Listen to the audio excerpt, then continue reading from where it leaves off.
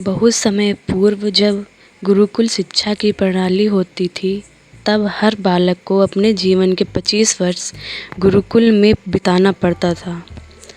उस समय एक प्रचंड पंडित राधे गुप्त हुआ करते थे, जिनका गुरुकुल बहुत प्रसिद्ध था, जहाँ दूर दूर के राज्य के शिष्य शिक्षा प्राप्त करने आते थे।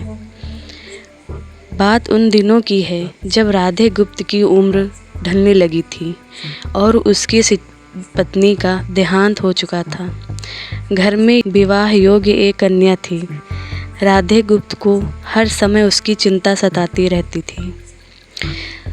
वह उसका विवाह एक योग्य व्यक्ति से करना चाहते थे, जिसके पास संपत्ति भले न हो, पर वह कर्मठ हो, जो किन्हीं भी परिस्थिति में उसकी बेटी को खुश रखे और उचित समय पर उचित निर्णय ले सके।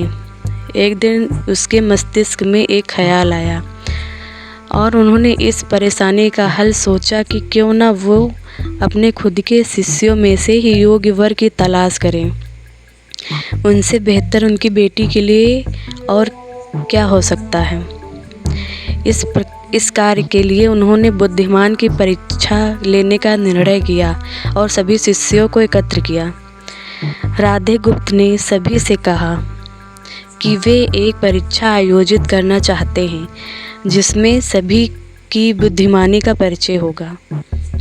उन्होंने सभी से कहा कि उन्हें अपनी पुत्री के विवाह की चिंता है, जिसके लिए उनके पास पर्याप्त धन नहीं है। इसलिए वे चाहते हैं कि उनके शिष्य विवाह में लगने वाली सभी सामग्री कैसे भी करके एकत्र करें, भले उसके लिए उन्हें चोरी का रास्ता चुनना पड़े, लेकिन उन्हें चोरी करता कोई भी देख न सके। इस एक शर्त का पालन सभी को करना है।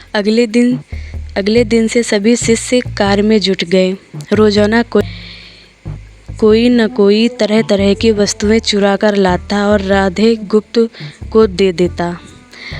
राधे गुप्त उन्हें एक विशेष स्थान पर रख देते, क्योंकि परीक्षा के बाद यह सभी वस्तुएं उनके मालिक को वापस करना जरूरी था, क्योंकि वे अपने शिष्यों को सही ज्ञान देना चाहते थे। सभी शिष्य अपने अपने दिमाग से कार्य कर रहे थे, लेकिन इनमें से एक चुपचाप गुरुकुल में बैठा हुआ था, जिसका नाम रामा स्वामी था। वह राधे गुप्त का सबसे करीबी और होनहार छात्र था।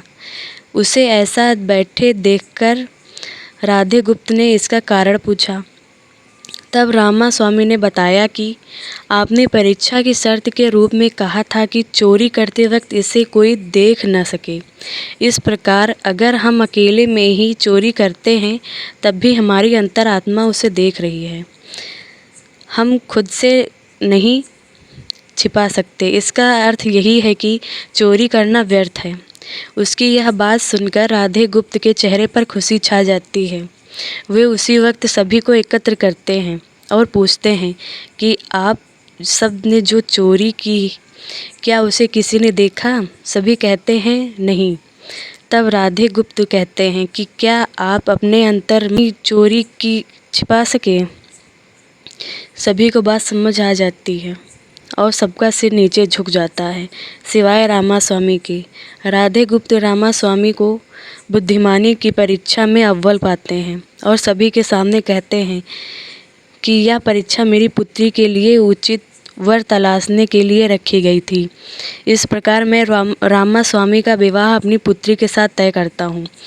सभी खुशी से झूम उठते हैं, साथ ही चुराई हुई हर एक वस्तु को उसके मालिक को सौंप विनम्रता से सभी से क्षमा मांगते हैं।